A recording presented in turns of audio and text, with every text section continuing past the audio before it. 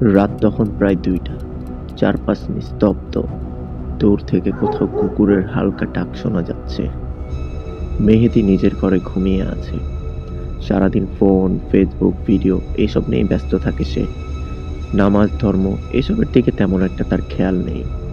ঘরের বাতিটা বন্ধ। ডাইনিং এর হালকা আলো রুমের ভেতর পড়ছে। হঠাৎ ঘরের ভিতর এক ঠান্ডা বাতাস বইতে শুরু করলো। মেহেদীর ঘুম ভেঙে গেল। সে ধীরে ধীরে চোখ খুলল। সে চোখ খুলতেই দেখে তার রুমের দরজা দিয়ে কে যেন ভেতরে ঢুকছে। চেহারা ঠিক বোঝা যাচ্ছে না। কালো ছায়া একজন। মেহেদী এসব দেখে ভয়ে কাঁপতে শুরু করলো। সেই অদ্ভুত অবয়ব ছায়াটি মেহেদীর সামনে এসে দাঁড়ায়। মেহেদীর পুরো শরীর ঠান্ডা হয়ে গেল। সে কাঁপা কাঁপা গলায় বলল, কে? কে আপনি? লোকটি বলল, আমি আজরাইল, তোমার রূহ নিতে এসেছি। মেহেদী এটা শুনে চিৎকার করতে চাইল, কিন্তু তার গলা দিয়ে কোনো শব্দ বের হলো না। এক মুহূর্তের ভিতরে সবকিছু যেন থেমে গেল। হঠাৎ চারিদিকে আলো ফিরে এলো। সে দেখছে তার শরীরটা বিছানায় পড়ে আছে, কিন্তু সে তার শরীরের বাইরে। সে কিছুই বুঝতে পারছে না যে তার সাথে কি হচ্ছে। সে ধীরে ধীরে অন্য রুমে যায়। অন্য রুমে যেয়ে দেখে সবাই কান্না করছে। কেউ কোরআন তেলাওয়াত করছে, কেউ বা একজন আরেকজনের সাথে কথা বলছে। সে কিছুই বুঝতে পারছে না। সবার মুখে যেন এক অদ্ভুত দুঃখের ছায়া। সে এরপর তার মায়ের রুমে যায়। তার মা কান্না করতে করতে কোরআন তেলাওয়াত করছে। সে তার মাকে ডাকছে, মা, আমি এখানে। আমাকে কি শুনতে পারছো না তুমি? সে দেখতে পাচ্ছে তার বাসায় অনেক আত্মীয় স্বজন এসেছে, আর সবার মুখে একটাই কথা, ইন্না লিল্লাহ ওয়া ইন্না ইলাইহি রাজিউন। সে সবাইকে বারবার চিৎকার করে বলছে, আমি এখনো বেঁচে আছি, কিন্তু কেউ তাকে শুনতে পারছে না, কেউ তাকে দেখতেও পারছে না। এরপর তাকে নিয়ে যাওয়া হয় লাশ ঘরের গোসলখানায়। তাকে এবার গোসল দেওয়ানো হচ্ছে। সে সবকিছু দেখতে পারছে। তার নিথর শরীরটা পানি দিয়ে ধোয়া হচ্ছে। সে কাঁদতে কাঁদতে বলছে, আমাকে আরেকটা সুযোগ দাও, আমি বদলে যাব। কিন্তু কেউ শুনতে পারছে না তার কথা। সে চুপচাপ শুধু দাঁড়িয়ে সবকিছু দেখছে। সে কিছু করতেও পারছে না।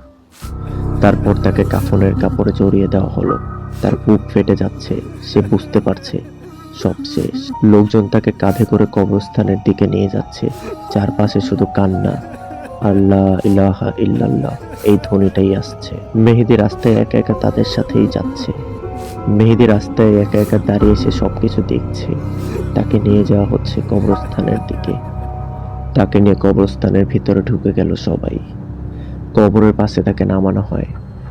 তার কবরের মাটিটা খোঁড়াই আছে, অন্ধকার গর্ত। তার বুক ধকধক করছে এসব দেখে। এক পর্যায়ে তাকে কবরে শুইয়ে দেওয়া হলো। মাটি দেওয়া হলো তার কবরের ভিতর। প্রতিটা মাটির শব্দ যেন তার হৃদয়ে আঘাত করছে। সে চিৎকার করে বলছে, তোমরা এগুলো কি করছো? আমাকে বের করো, আমি তো এখনো বেঁচে আছি। কিন্তু কেউ তার কথার মূল্য দিচ্ছে না। সবাই চলে গেল। চারপাশ অন্ধকার, নিস্তব্ধে ঘিরে গেছে। মেহেদী তার কবরের পাশে একা দাঁড়িয়ে কান্না করছে। সবাই বাড়ি ফিরে গেছে। তার মা এখনো কাঁদছে, কিন্তু সে কিছুই করতে পারছে না। তার চোখ দিয়ে অশ্রু গড়িয়ে পড়ছে। সে বলল, আমি যদি আরেকবার সুযোগ পেতাম। আর ঠিক তখনই কবরস্থানের অন্ধকারের মাঝে এক অদ্ভুত আলো জ্বলজ্বল করা লোক তার সামনে এসে দাঁড়ালো। চেহারাটা খুবই রহস্যময়। সে ঠিকভাবে চেহারা দেখতেও পারছে না। চেহারা দিয়ে আলো জ্বলছে। লোকটা মেহেদীকে বলছে, মেহেদী, এখনো সময় আছে। এটা তোমার জন্য শেষ সতর্কবার্তা। তুমি তোমার জীবন নষ্ট করছো, আল্লাহকে ভুলে গেছো। যদি এখনো ফিরে আসো, তাহলে তোমাকে বাঁচানো হবে। তখন চারপাশ অন্ধকার হয়ে গেল। মেহেদী হঠাৎ চোখ খুলে উঠল। সে হাঁপাচ্ছে। ঘাম ঝরছে তার শরীর থেকে। সে চারপাশে তাকালো। সে নিজের ঘরেই আছে। সবকিছু স্বাভাবিক। সে ফিসফিস করে বলছে, আমি এখনো বেঁচে আছি, আমি এখনো বেঁচে আছি। সেই রাতের পর মেহেদী আর আগের মতো থাকেনি। সে নামাজ শুরু করলো, সব খারাপ কাজগুলো ছেড়ে দিল। তার জীবনে এক নতুন পরিবর্তন এলো। সে বুঝে গেল, সময় খুব কম, সুযোগ বারবার আসে না, মৃত্যু হঠাৎ করেই আসে।